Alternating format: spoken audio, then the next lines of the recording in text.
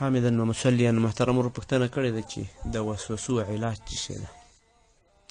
قدرمنه وروره، وسوسې په خپله د ایمان نښه ده، ځکه شیطان مؤمن سړي ته وسوسې وراچوي او د غیر مؤمن زړه ته دارنګه وسوسې نه وراچوي. په دې باره کې د دواړو جهانو آقا او سردار صلی الله علیه وسلم نه هم سوال وشو، کوم چې به بخاري شریف او مسلم شریف روایت کړي دي.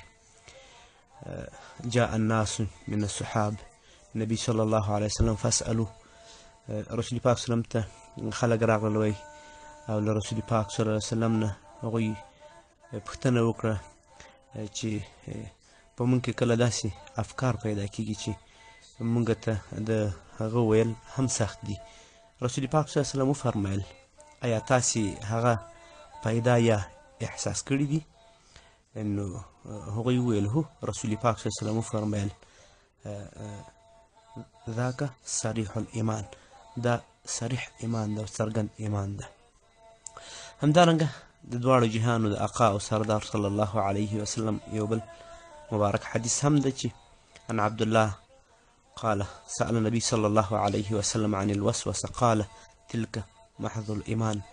عبدالله ابن مسعود رضی الله عنه روایت کوي چې د وسوسو په اړه رسول پاک صلی الله علیه وسلم نه پوښتنه وشوه، ویې فرمیل دا خپله ایمان ده. په یو بل روایت کې له حضرت ابي هريره رضی الله عنه نه روایت چې رسول پاک صلی الله علیه وسلم فرمایلی یأتي شیطان احدکم فیقول من خلق ذاک من خلق کذا حتى يقول من خلق ربك فإذا بلغه فليستعذ بالله.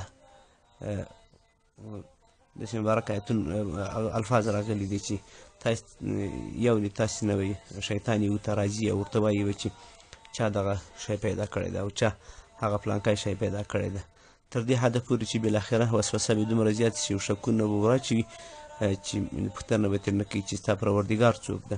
کله چې دې خبرې ته او دې حد ته تاسې ورسوي نو په الله جل پناه وغواړئ، اعوذ بالله من الشیطان الرجیم، بسم الله الرحمن الرحیم ووایي او دا افکار او خیالات ترک کړئ.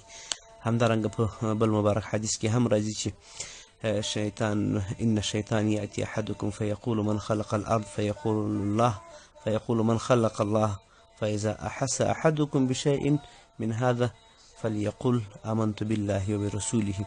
و شیطان تاسې ته یو راځي یو ته وایي چې ځمکه چا پیدا کړې، هغه ورته وایي چې الله جوهو، بیا ورته وایي چې الله جوهو چا پیدا کړی. کله چې دې حد ته تاسې ورسېږي او دا مو احساس کړه او فکر مو کړو نو فورا دا فکر پرېږدئ، آمنت بالله وبرسوله، په الله جوهو د هغه پیغمبر باندې ایمان لرم، داسې ووایي. رسول پاک صلی الله علیه وسلم د مبارکو حدیثونو څرګندېږي چې شک او وسواس دا د شیطان له طرفه دي او شیطان غواړي مسلمان په دا ډول شک او تردید کې واچوي.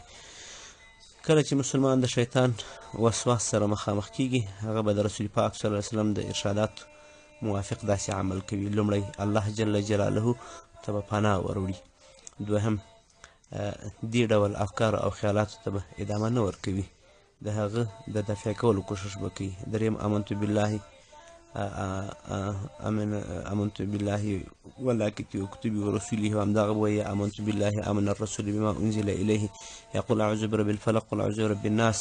دا آیتونه دې تلاوت کړي ځکه چې دا ډول وسوس که چېرته ادامه ومومي انسان په شک او سرګرداني کې اچوي او د شیطان هدف همدا دی چې تر څو مسلمان ته شک او سرګرداني پیدا کړي او د الله جل د عبادت نه لاس په سر کړي. یعنې شیطان غواړي چې مسلمان سرګردان، پریشان، غمګین او ناهیلی کړي تر څو د عبادت او ښو اخلاقو نه خوند وانخلي. مسلمان باید دا احساس کړي چې د شیطاني وسوسو او د هغه پر وړاندې مبارزه وکړي او په الله جل جلاله هر وخت پناه وغواړي. هر بېګا د خوب په مهال قل اعوذ برب الفلق قل اعوذ برب الناس قل هو الله احد د بقرې سورې یو څو آیتونه د آمن الرسول تر پایه پورې تلاوت شي.